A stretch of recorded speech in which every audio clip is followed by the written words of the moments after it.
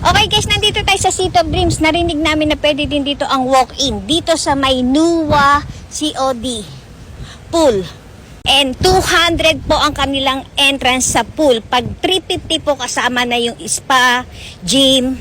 Pero bago kami nag-swimming, tinur muna kami ni Kuya sa kabuuan ng COD at Murphy's swimming pool.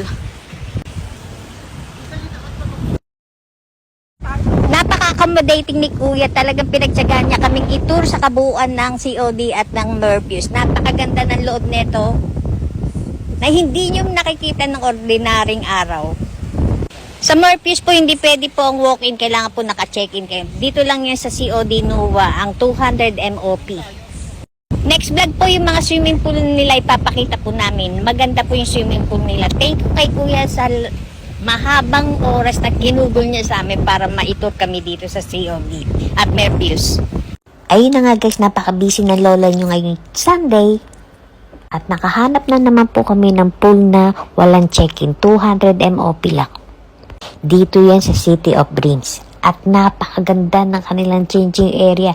Tingnan nyo naman, napaka-aesthetic, may jacuzzi sa loob. At napakarami nilang freebies. Meron silang panty, free water, free snack, lemon water pa yun ha. Pagsisilbihan pa nila kayo. Ito ang kanilang malaking swimming pool.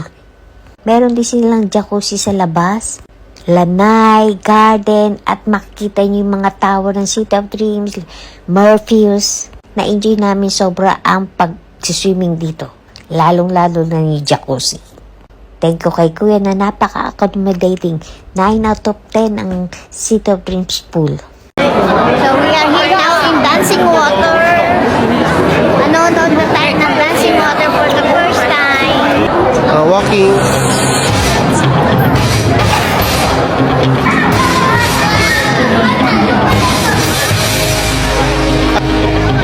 Becky!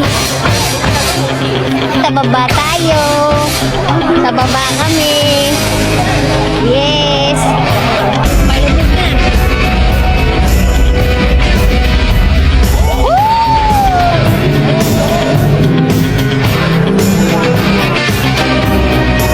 Ay, meron na.